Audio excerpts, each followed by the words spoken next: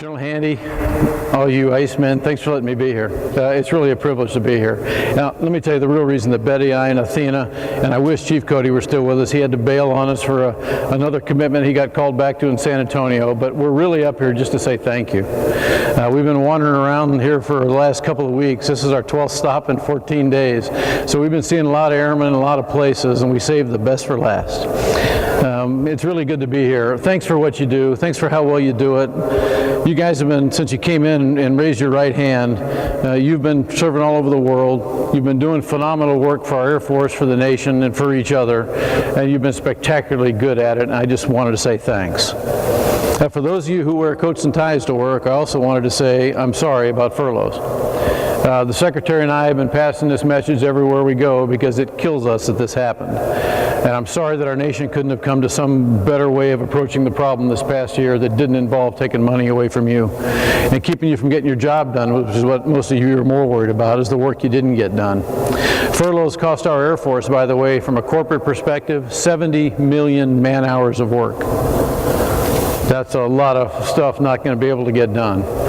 But for each individual who suffered from it, it costs money that you use for kids' sports programs, for rent payments, for insurance, for car payments, for things that make your life run. We are doing everything we can to try and ensure this never happens again. But for those of you who are affected, I'm sorry. I feel like we broke faith with you. You haven't gotten pay raises in 3 years, and we rewarded you by furloughing you. You are essential to everything we do in the Air Force, and in some mission areas, you're the whole mission area. So thank you for what you do. Thanks for sticking with us, and I promise you we will try everything possible to keep this from impacting you again. I want to bring one other guy up here just to say hi to for a second. Brewster, where'd you go? You guys know Brewster? Brewster, come on up here, Brewster. One of the cool things about wandering around our Air Force is I get to meet people everywhere we go who I wouldn't have met if I hadn't been there. People who affect things and affect people all the time. People who do great things for us, and they do it just because they love being around the Air Force, they love being a part of it, and most of them have spent their whole life doing it. Brewster's from Minnesota. He's a proud Minnesota Gopher. Came into our Air Force and spent about 23 years flying F-111s, EF-111s, F-16s, a great instructor by all accounts, combat veteran. Came to Eielson in 2000, got out of the Air Force in 2006 and just kind of stayed here. And he has been working in the CTS ever since. He was one of those folks who took the old Cope Thunder and kind of transitioned it now into Red Flag Alaska, and has brought over the last 6 or 7 years 22 different exercises, 18 different countries, you know, a whole bunch, 500 plus different squadrons from around the world, thousands of airmen, thousands of hours, and thousands of training sorties to this great venue to make our Air Force and our partners' Air Forces better. He's also one of those guys who doesn't look for much credit from it. He just kind of gets things done. Give him a problem, he's going to find a solution, and he's going to drag the whole team along with him until they get it right, because he's just determined to do the right thing for the country, for our Air Force, and especially for our aviators and the training they need to get. Brewster, I don't get to meet you a lot, but I know people like you all over the Air Force, and I am just so proud on behalf of all of them to say thank you to you for being one of that team, for your time in uniform, for your time as a great Air Force civilian, for your time making us a better service, for your time training all these guys who kind of rely on you to get the job done right. Would you do me the favor of accepting one of these with my great respect and appreciation for a lifetime of service to us? Thank you. Thank you, bud. Yes, you may. Thank you. I'm honored. Thanks, Bruce. Well done, buddy. Thanks.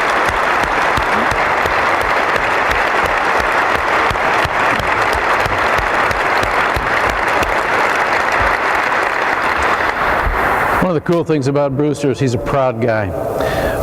This pride thing's a big deal. We got a lot of proud people in our Air Force. Who's the youngest proud person out there? Anybody see somebody? Where's a two-striper? You got one in sight? Or a second lieutenant? So, come on. Give me a courageous two-striper. Here's one over here. Hey, bud, what do you do here?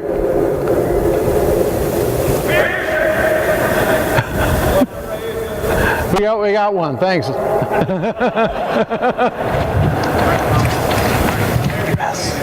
that down to him. Your weapons troop?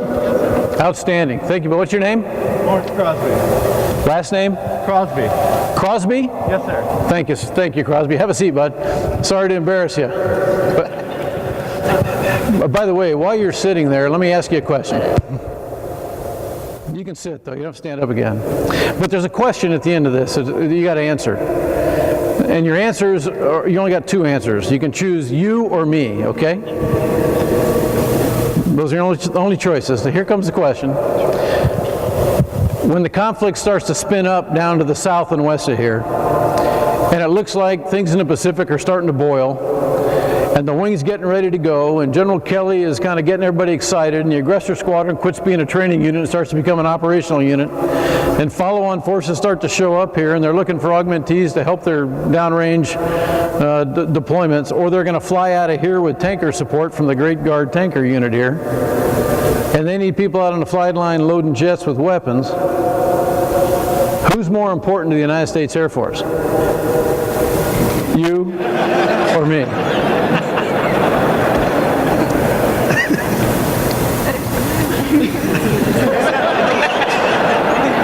This is really a pretty easy question, Crosby.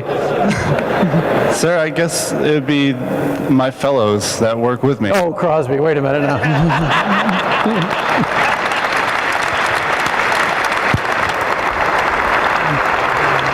Well, that would normally be a great answer. Today you only got two choices. You or me. If it helps you any, everybody else here already knows the answer.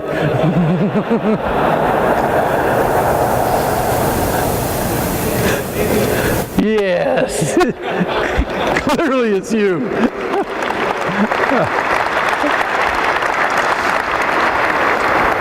Airman Crosby, you got to do me a favor. You got to promise me that you're never going to forget that. Ever. I don't care what job you go to. I don't care what rank you get to. I don't care if it's when you're eventually Chief Master Sergeant of the Air Force and you're standing up here talking to the crowd. You remember that you are as critically important to what we do in this Air Force as anybody else in it. And you make sure everybody around you knows that they're the same, okay? That's what makes this Air Force a cool place to work. That's what makes people proud. And this pride thing is a big deal. We recruit the best people we can in our Air Force, and we have for a long time. We train them as well as we possibly can, better than anybody else trains airmen. We educate them if they want to get educated, and we put them with these people around them who are incredibly capable, competent, and drive them to a new level of performance, and it creates this very proud group of people, and those people and that pride equals unbelievable performance. That's how the Air Force has always worked, and you guys demonstrate how well it works every single day. Pride's a big thing. Betty and I have this great photo at home. It's a picture of my dad and my son John. John was graduating from Air Force pilot training. He called my dad up, who'd been an Air Force pilot, and he said, "Hey, Pop-Up, would you pin my wings on me when I graduate?" And my dad, you know, yes. He was been retired about 28 years at the time. A couple weeks later, John called me and he said, "Hey, Dad, would you call your dad and tell him to calm down a little bit? I mean, he's buying a new service dress. He's bought a new ribbon rack. He's polishing up his silver insignia. He's ready for action here, but he doesn't need to do all that. I just want him to come to the ceremony." So I told John I'd call Dad, and I called him up, and I got about halfway through the set and said, "Hey, you don't need to spend all this money," and he just gave me the hand over the phone. And he said, "Hey, those wings deserve my respect, and they're going to get it." Okay, Dad. So Dad showed up in the new service dress with the polished insignia, with the ribbon rack, which is not an insignificant ribbon rack. And he pinned John's wings on his chest. And Betty and I have this great picture of the two of them looking at each other as my dad's doing that. Now, John's about 6'4", my dad's about 5'8", 5'9". Pretty interesting photo. But you could see the pride in their faces. I don't know which one was prouder. But I know neither one of them were as proud as Betty and I were.